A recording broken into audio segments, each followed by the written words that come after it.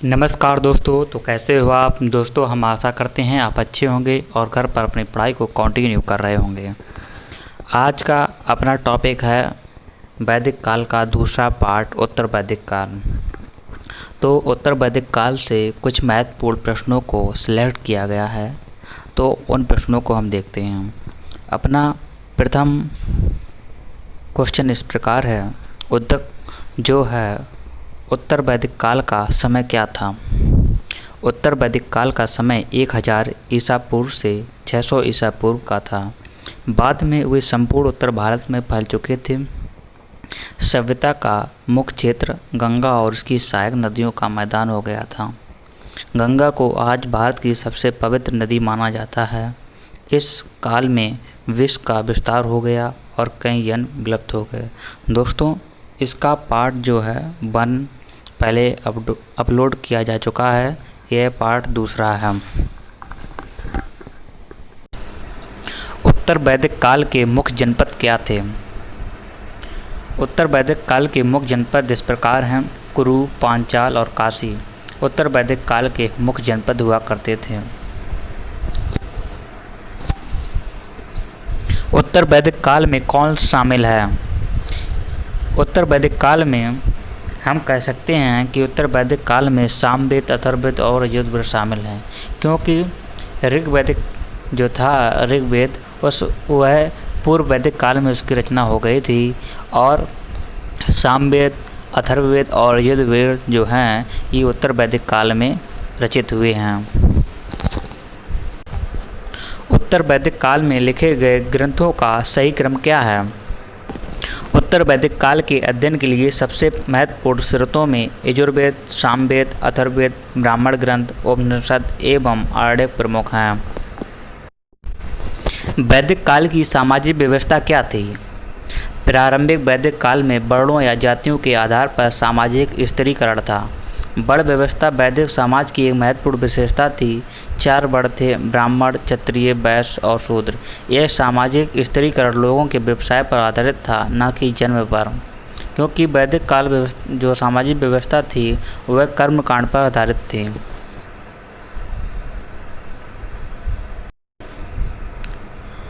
उत्तर वैदिक युग की राजनीतिक स्थिति क्या थी?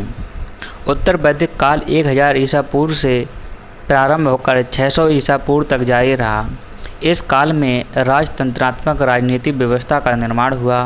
राजनीतिक संगठन की सबसे बड़ी इकाई को जनपद या राष्ट्र के नाम से जाना जाता था और इसका शासन एक राजा द्वारा किया जाता था। उत्तर वैदिक काल में आर्थिक जीवन क्या था?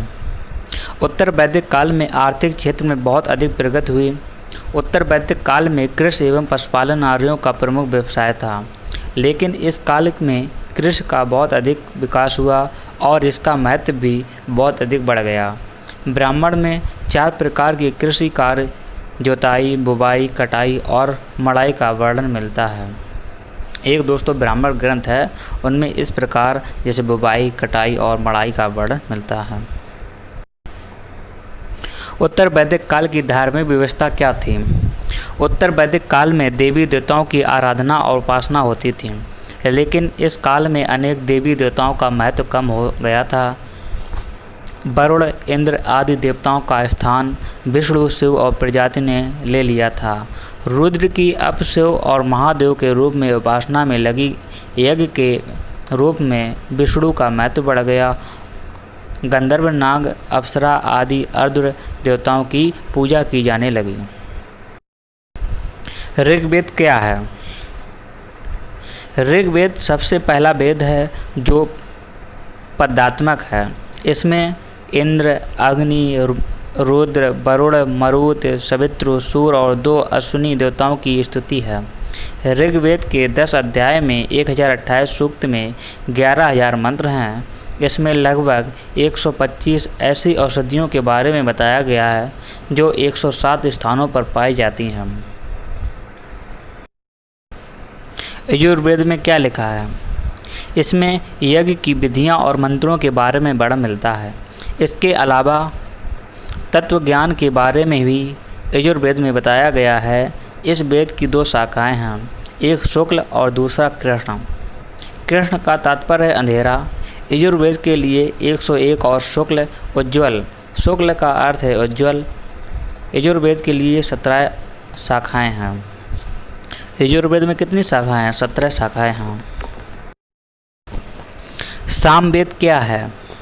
सामवेद से तात्पर्य है वह ग्रंथ जिसमें मंत्र गाए जा सकते हैं और जो संगीतमय हो। यज्ञ, अनुष्ठान और हवन के समय में मंत्र गाए जाते हैं। सामवेद में मूल रूप से 99 मंत्र हैं और शेष ऋग्वेद से लिए गए हैं। इसमें यज्ञानुष्ठान के उद्गात वर्ग के उपयोगी मंत्रों का संकलन किया गया है। दोस्तों, सामवेद किससे संदर्भित रखता है? तो संगीतमय से। इसमें गायन प्रणाली का वर्णन किया गया है। सामवेद एक संगीतमय है। अथर्ववेद क्या है? अथर्ववेद हिंदू धर्म के 4 पवित्र वेदों में से चौथा वेद है। अथर्ववेद को ब्रह्मवेद भी कहलाता है। अथर्ववेद में देवी देवताओं की स्तुतियों के साथ विज्ञान, दर्शन और चिकित्सा के मंत्र भी हैं। ब्राह्मण ग्रंथ क्या है? यज्ञों एवं कर्म कांडों के विधान एवं इनकी क्रियाओं की भली भांति समझने के लिए ही इस ब्राह्मण ग्रंथ की रचना हुई। यहाँ पर ब्रह्म का शाब्दिक अर्थ है यज्ञ, अर्थात यज्ञ के विषयों का अच्छी तरह से प्रतिपादन करने वाले ग्रंथ ही ब्राह्मण ग्रंथ कहे गए हैं। ब्राह्मण ग्रंथों में यज्ञ जैसे हुए हवन, कर्मकांडों, विधि विधानों का वर्णन किया गया है। अर्ण्य क्या है? अर्ण्य ग्रंथ क्या है? अर्ण्य ग्रंथ हिंदू धर्म के पवित्रतम और सर्वोत्तम ग्रंथ वेदों का गद वाला खंड है। ये वैदिक वाङ्मय का तीसरा हिस्सा है और वैदिक संहिताओं पर दिए भाष्य का दूसरा स्तर है। इनमें दर्शन और ज्ञान की बातें लिखी हुई हैं। कर्मकांड के बारे में ये चुप हैं। इनकी भाषा वैदिक संस्कृति है, क्योंकि आर्यों की प्रसिद्ध भाषा क्या थी? संस्कृत थी। उपनिषद क्या है?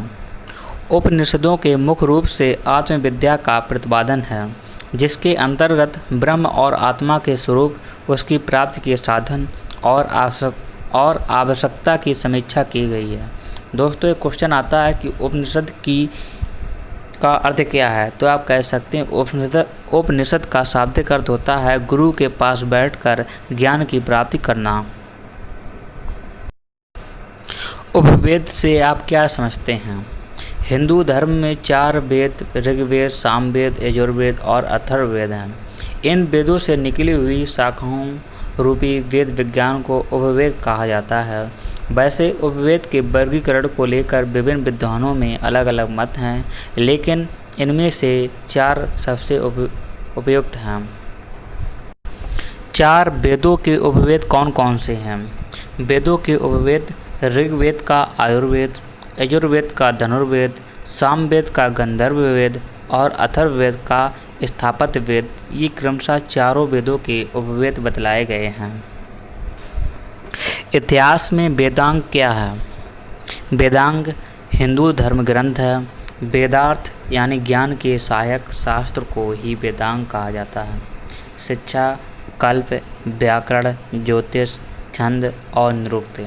शिक्षा, कल्प, व्याकरण, ज्योतिष, छंद और निरुक्त, ये 6 वेदांग हैं। उत्तर वैदिक काल में महिलाओं की स्थिति क्या थी? वैदिक काल के दौरान महिला एक उच्च स्थिति में थी। वह लंबे समय तक स्थिर नहीं रह सकती थी। धर्मसूत्रों ने बाल विवाह का निर्देश दिया ताकि महिलाओं की शिक्षा बाधित हो और उनकी शिक्षा सामान्य स्तर पर आए, क्योंकि उन्हें लिखने और पढ़ने के अवसर नहीं मिले, जिसके कारण वेदों के ज्ञान को असंभव बना दिया गया। वेदांग क्या है? वेदांग हिंदू धर्म ग्रंथ है। वेदार्थ ज्ञान में सहायक शास्त्र को ही वेदांग कहा जाता है। शिक्षा, कल्प, व्याकरण, ज्योतिष, छंद और निरुक्त, ये 6 वेदांग हैं। शिक्षा, इसमें वेद मंत्रों के उच्चारण करने की विधि बताई गई है। षड दर्शन क्या है? वैदिक दर्शनों में षड दर्शन 6 दर्शन हैं। अधिक प्रसिद्ध और प्राचीन भी हैं। ये सांख्य, योग, न्याय, वैशेषिक, मीमांसा और वेदांत के नाम से विदित हैं। कौन कौन है? सांख्य, योग, न्याय, वैशेषिक, मीमांसा और वेदांत। इनके प्रणेता कपिल, पतंजलि, गौतम, कणाद, जैमिनी और बादरायण थे। उत्तर वैदिक काल की सामाजिक व्यवस्था क्या थी? उत्तर वैदिक काल में सामाजिक व्यवस्था का आधार वर्ण आश्रम व्यवस्था ही था, लेकिन वर्ण व्यवस्था में कठोरता आने लगी थी। वर्णों का आधार कर्म पर आधारित था, कर्म पर आधारित न होकर जात पर आधारित होने लगा। समाज में अनेक धार्मिक श्रेणियों का उदय हुआ जो कठोर होकर विभिन्न जातियों में बदलने लगी। इस काल में व्यवसाय आनुवांशिक होने लगा। इसमें जो वर्ण व्यवस्था कर्म पर आधारित न होकर किस पर आगे आने लगी? जातवाद पर। और इसमें विभिन्न धर्मों का उदय होने लगा और वे अनेक प्रकार के धर्मों को अपनाने लगे और इस काल में व्यवसाय आनुवांशिक होने लगा। तो दोस्तों, ये कुछ महत्वपूर्ण प्रश्न थे जिन्हें मैंने एक थ्योरी के रूप में सेलेक्ट किया है। जो आने वाले एग्ज़ाम में अगर कहीं भी इस प्रकार के क्वेश्चन पूछे जाते हैं तो आप अपनी भाषा में कुछ लिख सकते हैं और इससे बहुत से MCQ बनेंगे। अगर आप कोई भी बुक MCQ लगाते हैं तो हम आशा करते हैं इससे आप क्वेश्चन को हल कर सकते हैं। तो दोस्तों, इस वीडियो को अधिक से अधिक देखें, शेयर करें और लाइक करें। थैंक यू दोस्तों।